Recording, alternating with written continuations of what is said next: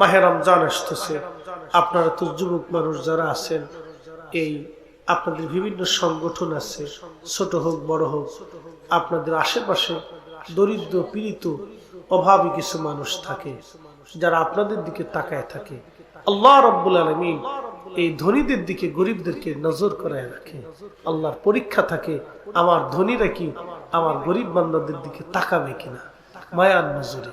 দুনিয়াতে যে সমস্ত ধনীরা গরিবের দিকে মায়ার নজরে তাকায়, তাদেরকে সাহায্য করে, কিয়ামতের ময়দানে আল্লাহ সমস্ত ধনীদেরকে ডাক দিয়ে নিয়ে আল্লাহ রহমতের কোলের ভিতরে নিয়ে আরশে মুআল্লা নিচে তাদের জায়গা করে দিবে। ওই সমস্ত ধনীদেরকে আল্লাহ ডেকে নিয়ে আরশে আজিমের নিচে জায়গা করে দিবে। আর যে সমস্ত ধনীরা নিজেরা কালা ভুনা করে খায়, কিন্তু গ্রামের মানুষ না খেয়ে সুটকি বেরিয়ে গেছে, খোঁজ খবর নেয় না, এই সমস্ত ধনীদেরকে নিয়ে ওই হাসরের মাঠের এক কোনায় নিয়ে এই সমস্ত বেমারিদেরকে আল্লাহ বাটাম সালাম দিতে থাকে।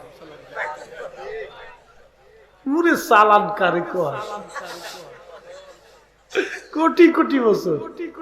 তো হাসরের একটা দিন কত বড় হবে জানেন? তারুজুল মালাইকাতু ওয়ার রূহু ইলাইহি ফি ইয়াউমিন কানা মিকদারুহু ৫০,০০০ সানা।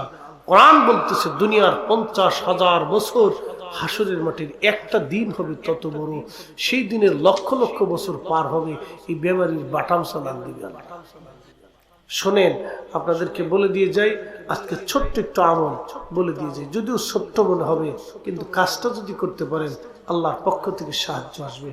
আপনারা এই বিভিন্ন সংগঠন আছে, ছোট বড় হোক, এই সংগঠনের সবাই মিলে এলাকার ধনী ব্যক্তিদের কাছ থেকে, আরো কিছু প্রিয়জনদের কাছ থেকে, বিদেশে যারা মোটামুটি ভালো অবস্থানে আছে তাদের কাছ থেকে কিছু পয়সা করিয়ে এনে আপনারা একত্রিত করে এলাকায় ঘুরে ঘুরে দেখবেন কারা হয়তো দরিদ্র আছে, কার বাড়িতে সুন্দর খাবার নাই, ভালো ইফতার নাই। এই ঘুরে ঘুরে কিছু মানুষ দেখবেন মধ্যবিত্ত, বলতে পারে না, সইতে পারে না, বাজার সদাই নেই, কষ্ট করে থাকে। তাদের বাড়ি গোপনে যাইয়া আপনারা কিছু এই রমজানের প্যাকেজ করে দিয়ে সুন্দর কিছু ইফতার, কিছু খাবার টাবার, ছোলা চাল ডাল, আর কিছু যদি কিছু থাকে, কিছু ইফতার সামগ্রী আস্তে করে গোপনে নিয়ে বাড়িতে পৌঁছাই দিয়ে আসবে। আল্লাহ খুশি হবে।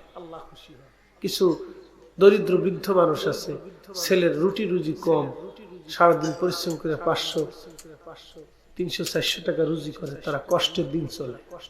আর সমস্ত কিছু বৃদ্ধ মা দাদি নানিরা আছে, কষ্ট করে থাকে, তারা রোজা রাখে, কিন্তু সন্ধ্যা শেষে ইফতার করে দুটো মুড়ি, একটু আখের গড়ের একটু শরবত, সামান্য একটু নরম খিচুড়ি টিচুড়ি দিয়ে, দুই একটা খেজুর পাইলেও পরে না পাইলেও ইফতার করে। আসির অনেক খুঁজে খুঁজে দেখবে, গোপনে দিয়ে আসতে যদি পারেন, রব্বে কারীমের দরবারে হাত তুলে দোয়া করবে, জীবনে কোনোদিন রিজিকের জন্য কষ্ট করতে হবে না আপনাকে। এই জন্য এগুলি কিছু ইবাদত আছে যেগুলি দেখতে মনে হবে সংক্ষিপ্ত ছোট, কিন্তু কাজ অনেক বড়। করবেন ইনশাআল্লাহ। আল্লাহ সকলকে তৌফিক দিক বলে না। আমি আমার প্রত্যেক মাহে রমজানে বাড়িতে ফার্স্ট টাইমে যে আমি প্রায় ২০০-২৫০ যত দূর পরে ফ্যামিলির ভিতরে ১০০০, ১২০০, ১৫০০ টাকার করে একটা প্যাকেজ করে দিয়ে আসি। দিয়ে আসবেন, ঘুরে ঘুরে ঘুরে ঘুরে গরিব মানুষের বাড়ি দিয়ে আসবেন। করবেন এগুলি, একটা দোয়া করবেন, অন্তর থেকে দোয়া করবেন। প্রিয় উপস্থিতি, আল্লাহ আমাদের প্রত্যেকের এগুলি তৌফিক দিক। মাহে রমজান তো অনেক বড় নেকের কাজ। একটা মানুষকে ইফতার করাইলে কি পরিমাণে সওয়াব হয়। আল্লাহ রাসূল বলেন, ও আমার উম্মতরা, সাহাবীরা, তোমরা রোজাদারকে ইফতার করাও। আল্লাহ রাসূল বললেন, তোমরা রোজাদারকে ইফতার করাও। যদি তোমার রোজাদার ভাইকে সম্ভব হয়, তাহলে তুমি তোমার রোজাদার ভাইকে খুরমা দিয়ে ইফতার করাও। সাহাবী বলেন, ইয়া রাসূলুল্লাহ, আমাদের ভিতরে এমনও ব্যক্তি আছে যাদেরকে খুরমা দিয়ে ইফতার করানোর মতো সামর্থ্য নাই। নবী বলেন, যদি তা না পারো, অন্তত এক পেয়ালা দুধ দিয়ে হলে ইফতার করাও। সাহাবী বলেন, ইয়া রাসূলুল্লাহ, দুধ দিয়ে ইফতার করানোর মতো কোনো সম্বল নাই। নবী বললেন, যদি তাও না পারো, অন্তত এক পেয়ালা পানি দিয়ে হলে ইফতার করাও।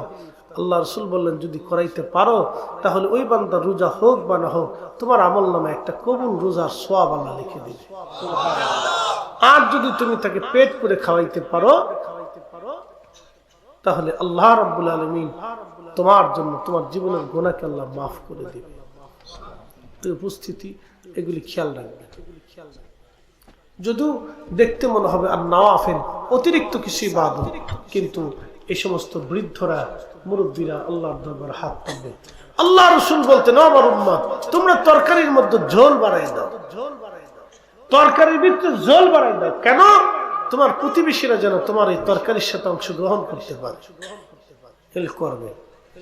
এগুলি কিছু সংক্ষিপ্ত ইবাদত, যদিও মনে হবে যে এগুলি না করলেও তো চলে, কিন্তু জানবেন ও বৃদ্ধ আল্লাহর দরবারে হাত তুলে আপনার জন্য একটা দোয়া করবে না, এই দোয়াতে আপনার কোনোদিন রিজিকের কষ্ট হবে না। যেদিকে হাত দিবেন আল্লাহ সেদিকেই বরকত দিবেন। আল্লাহ আপনার সম্মানকে নষ্ট করবে। উপস্থিতি, এই কথাটা মনে রাখবেন। আল্লাহ সকলকে তৌফিক দিন।